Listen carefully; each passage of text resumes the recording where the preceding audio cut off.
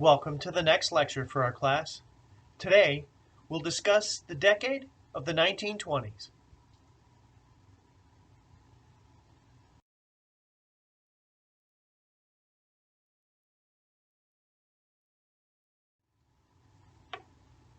There are a few themes to be addressed in this presentation. First of all, we'll show that the decade of the 1920s was a roaring decade for many. Often, the 20s are called the roaring 20s, but it wasn't for everyone. Many businesses did prosper. People did have a lot of fun. However, the agricultural sector struggled, and we see the reemergence of the Ku Klux Klan as nativism became very popular nationwide. We'll begin by discussing the roaring aspects of the decade.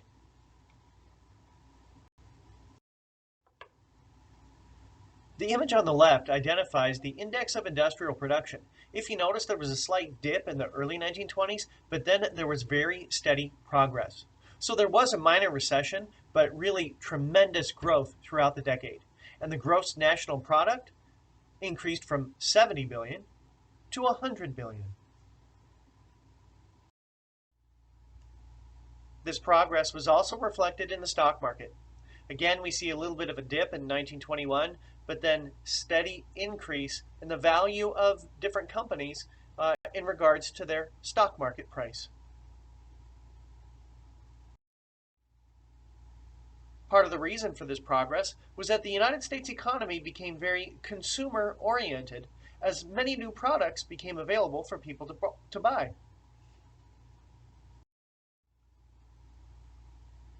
Many of these products were designed to make people's daily lives much easier, and we can see that with this advertisement from GE on the right.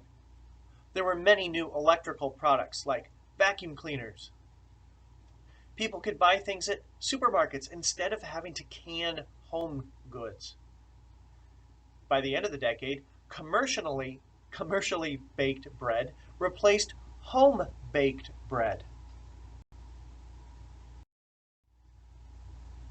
I think this advertisement is really kind of cool. It was designed for the upcoming Christmas purchasing season. They've got a twist on many new electrical appliances for people's homes, like lamps, a fan, a vacuum cleaner, and a radio. Additional products included the automobile. Radios became common in people's homes beginning in the early 1920s. Well, by 1930, 14 million American families had radios. Now just think about this. The first iPhone was available in 2007. How many people do you know that have an iPhone today? It was almost as if the radio was like today's iPhone as a consumer product. Different companies were formed to broadcast information. We see NBC and CBS, both being founded in the 1920s. And in 1928, we see the first network comedy show, Amos and Andy. It's possible the automobile had the largest impact on people's daily lives. At the beginning of the decade, there were about 8 million registered cars in the United States. But that increased nearly threefold by the end of the decade, as there were 23 million in the US by 1930. Up until the mid-1920s, Ford's famous Model T was the dominant car on America's roads. However, by the mid-1920s, sales of cars produced by General Motors easily outpaced Ford. The automobile impacted people because it ended the typical isolation that people felt, particularly in rural areas.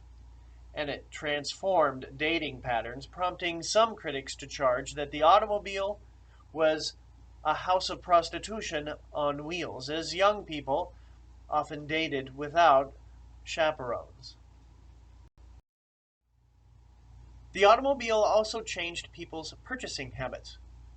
Hey, credit was available, so why not take advantage of the Ford Weekly Purchase Plan, and you could buy a car, even if you don't have all of the money right away.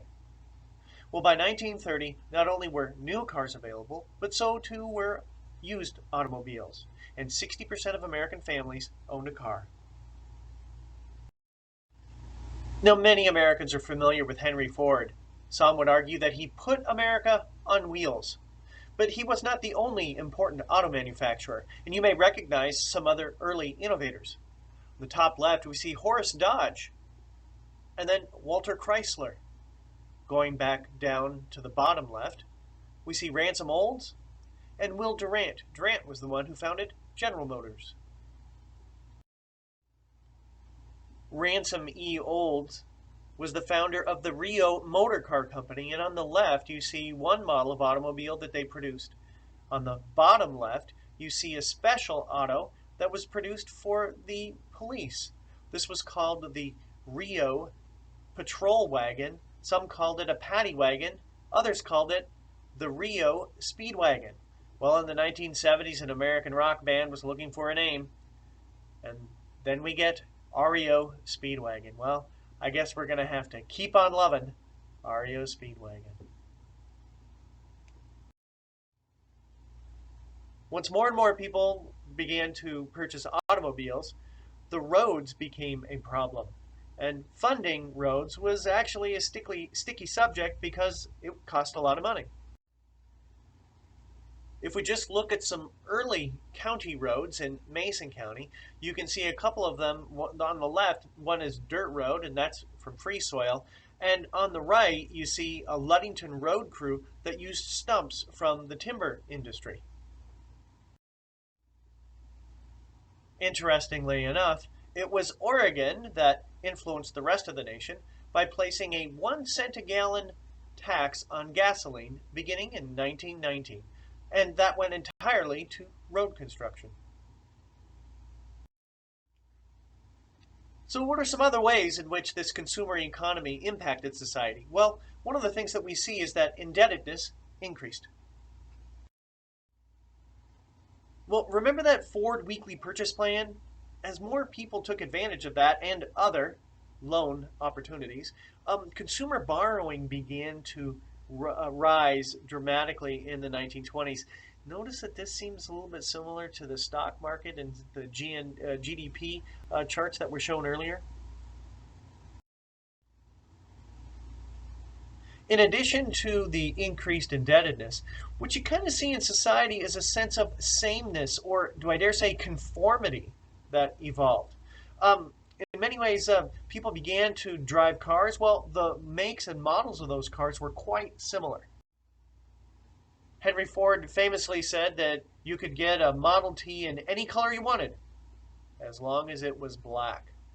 Notice this beach in Nantucket in Massachusetts. A lot of those cars look really similar. And by the way, it looks as if some of those people are parked in. Not a very efficient parking system.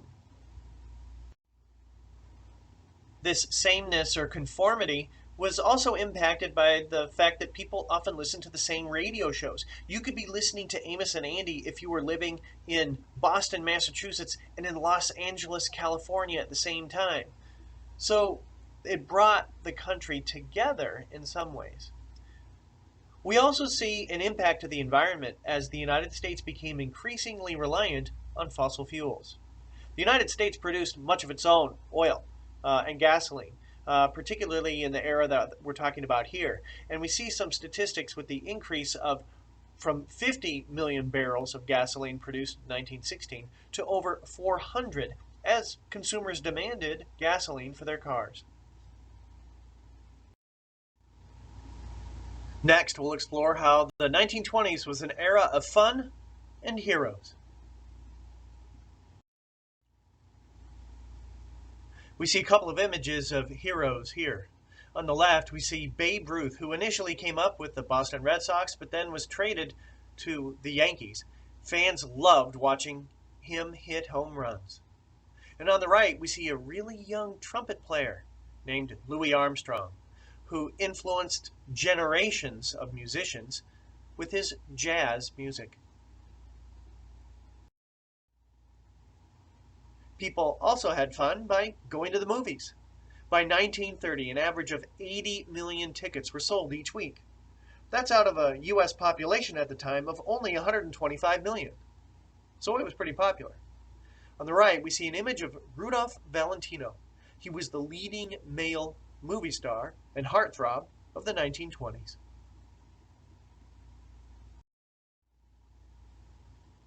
In this era of heroes, in this decade where people wanted to have fun and leave World War I behind, the most celebrated hero was Charles Lindbergh. Charles Lindbergh was born in Detroit, Michigan, but grew up in Minnesota. He became interested in flight early as a young man and began his career as a stunt flyer and airmail pilot for the United States government. He captured the world's attention, however, in 1927 when he flew his plane, the Spirit of St. Louis, all by himself from New York to Paris. He was the first to cross the Atlantic in a plane. He became a symbol, a key symbol for the decade, and for many Americans, as he seemed to combine American individuality with technology to accomplish a seemingly unsurmountable task. You may or may not be familiar with Charles Lindbergh's life, but later on, he had a child who was kidnapped and then killed. People called this the crime of the century in the early 1930s. For those of you who are writing an annotated bibliography, maybe this is a topic you would like to pursue. It was really a tragic story. A new role also became common for women.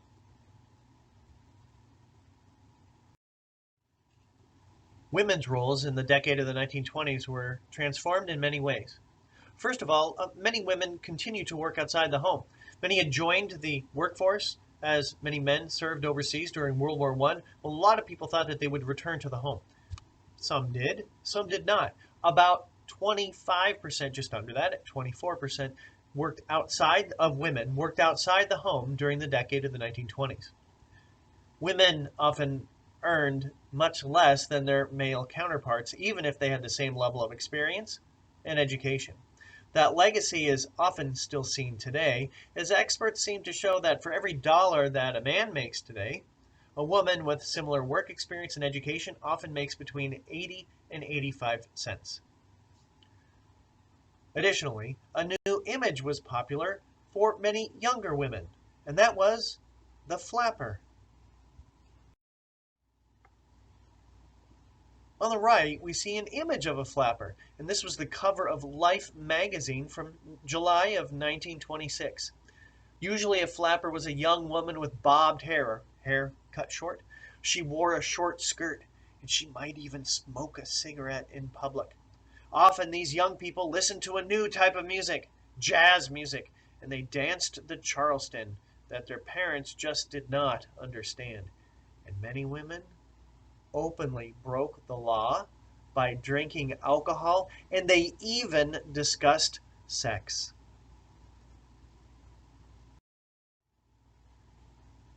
Here we see a political cartoon that offers commentary on the changing social attitudes. In the couch, you see a young flapper smoking a cigarette, wearing makeup with her feet up, saying to her mother, "When you were a girl, didn't you find it a bore to be a virgin?" And of course, you can see the shocked expression on Mom's face at the same time.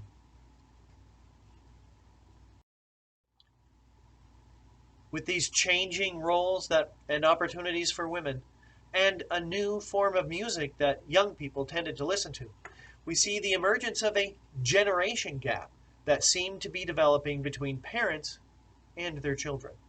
What we'll see as we move forward is that this generation gap will appear again and again during the Second World War, in the 1950s, and even in the years, the 1970s, 80s, and continuing on. So far, we've explored the economy, we've looked at fun and heroes and women's roles. Now's the time to look at politics. During the 1920s, we see the real dominance of the Republican Party as they controlled the White House as well as Congress throughout much of the decade. In many ways, what they wanted to do was to support pro-business policies, and that was pretty consistent throughout the decade. The president at the beginning of the decade is shown here, along with his dog. This is Warren Harding, who was president from 1921 to 23. He had been a journalist, and he was also engaged in politics. He had been a senator from Ohio. He also was known to enjoy a good drink of whiskey and often played poker at the White House. This was in an era when prohibition was the law of the land. He himself was not corrupt. However, he often surrounded himself with people who were corrupt, and so his administration is actually plagued by scandals. I'll mention a couple of the scandals associated with the Harding administration. The first involved Charles Forbes.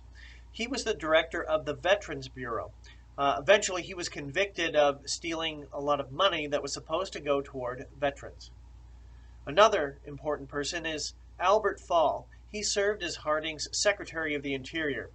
He allowed several oil companies to get sweet deals to drill for oil in both California and Wyoming. This often is referred to as the Teapot Dome scandal because one of those oil fields was located in a town called Teapot Dome, Wyoming.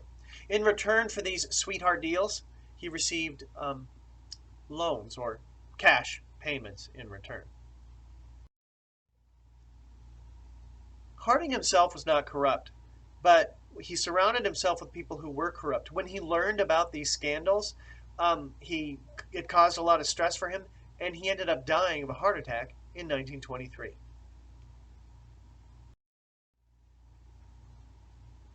Calvin Coolidge is shown here in a political cartoon on the right. He became president following Harding's death. He continued many of those pro-business policies, like with the high tariff to protect American industry. He also supported cuts in taxes and in spending. He was reelected to the White House on his own in 1924. His mantra was, "You should keep cool with Coolidge." It is clear that for many, the decade of the 1920s was a roaring time, but there was also another side of the decade as well. Farmers faced many problems in the years after World War I. Agriculture just did not prosper, and total farm income fell dramatically.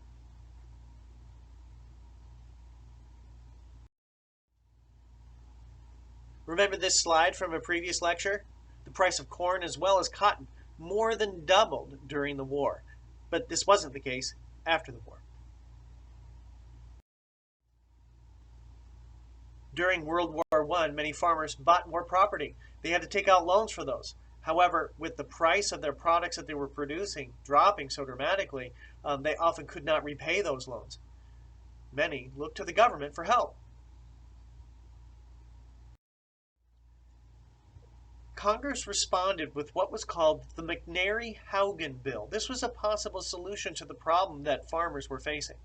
This was a price support plan where the United States government would purchase a lot of the excess crops that farmers had produced. See, the supply of agricultural products had gone up, which meant that the price dropped. Any excess products could then be sold by the government on the world market when the price of those products went up again. This passed in Congress, both chambers, in 1927 and in 1928, but it was vetoed twice by President Coolidge. Even though this never became law, it's an important piece of legislation because it demonstrated that in the 1920s, the nation as a whole wasn't ready to provide subsidies to farmers.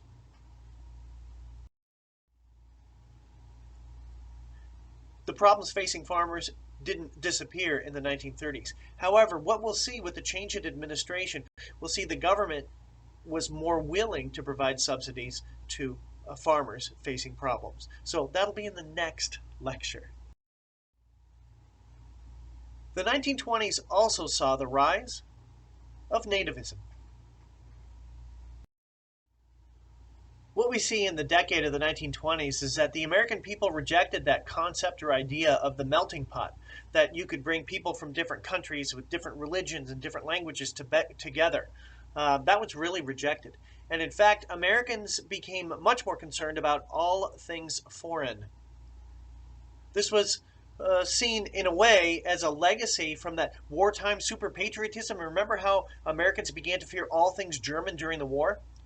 And then an influenza epidemic killed 50 million people worldwide and at least 500,000 people in the United States. The arrow here points to the peak in the number of influenza deaths in the United States through much of the 20th century, and you can see it's at its height in 1918, 1919, 1920, roughly in there. Some news headlines and an image here shows the extent of the so-called Great Influenza. The Spanish influenza killed more people than World War I, as this headline shows. And on the right, we see the makeshift hospital rooms for people who were sick with the disease. In the aftermath of COVID-19, I thought I would spend a little bit more time on the Spanish influenza. On the left, we see a headline dealing with some conspiracy theories that maybe the Spanish flu actually was spread by German spies. In fact, while this is called the Spanish flu, it probably originated in the United States in Kansas. We see some other headlines here from Michigan newspapers.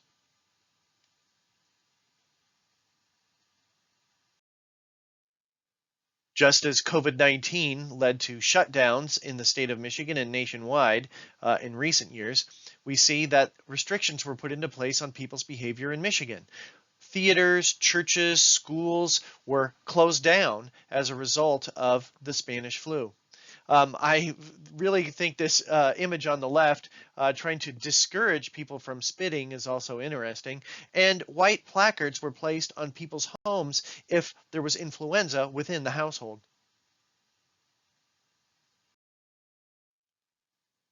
People opposed to mask mandates in the 19-teens were not called anti-maskers, but they were called mask slackers, as different communities required people to wear masks.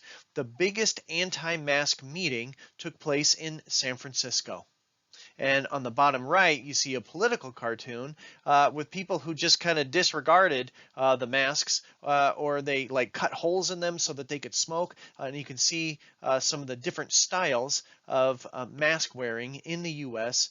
In that era.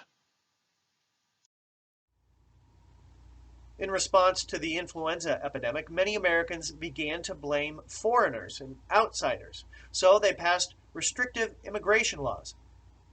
And we also see the rise of a white supremacist organization, the Ku Klux Klan. On the left, we see the jacket for a record. The title of this song is "Oh, Close the Gates," as the United States Congress passed the National Origins Act, placing strict limitations on immigration to the United States, and it established a quota system allowing for immigrants from some countries but not from others. This had a negative impact primarily on immigrants from Southern and Eastern Europe the most, and it just about ended all immigration from people coming from Asia. The 1920s also saw the reemergence of the Ku Klux Klan. It originally had been really associated with the American South in the years immediately after the Civil War. However, it reemerged in the 1920s, and there are somewhere between 2 and 5 million members in the United States. It's difficult to identify the exact numbers. It was popular in the South, but also in the Midwest and the Far West. The Klan staged rallies all over the country. Here you can see one parade down the streets of Washington, D.C., with the United States Capitol in the background. The Ku Klux Klan was also strong in many towns in Michigan. The images here show the KKK in Owasso, Michigan. It was strongest in cities like Detroit and Flint, but the majority of Michigan's counties had Ku Klux Klan chapters, and there were also several women's auxiliary units as well.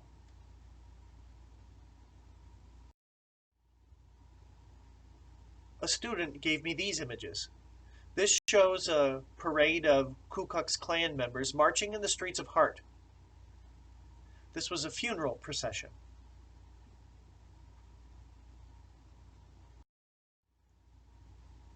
The motto of the Ku Klux Klan in the 1920s was 100% Americanism, whatever that means. It was anti-black, but it was also anti-Jewish, anti-Catholic, and anti-foreigner. They supported white, Anglo-Saxon Protestants. Support for the Klan in the 1920s rose quickly, but it also eroded quickly, as many of its members were associated with violence and corruption. But their attitudes didn't disappear. These images show a white supremacist rally which took place in Charlottesville, Virginia in 2017. Groups of whites paraded the streets and they declared, "Jews shall not replace whites, Jews shall not replace whites." And they were met with protesters who supported equality. President Trump was criticized afterwards when he declared that there were good people on both sides of this rally. I was lucky enough several years ago to travel to Georgia, and I did some research in one of their archives, and I found a Ku Klux Klan constitution. And I was interested in its mission statement. They declared that they were dedicated to Almighty God, to the teachings of Jesus Christ our Lord, the United States of America, and the maintenance of white supremacy. The Ku Klux Klan is a Christian terrorist organization, homegrown in the United States. Well, let's review some of the main topics covered in this presentation. In many ways, the decade of the 1920s was roaring for many people. It was a great time for heroes. People had a lot of fun. The radio and movies became very popular. But not everyone had a great time. Unfortunately, this economic prosperity was actually a bubble set to burst by the end of the decade. What we'll do next lecture is we'll explore the Great Depression and the New Deal. Well, I hope you learned something new. Take care, have a great day, and we'll see you online.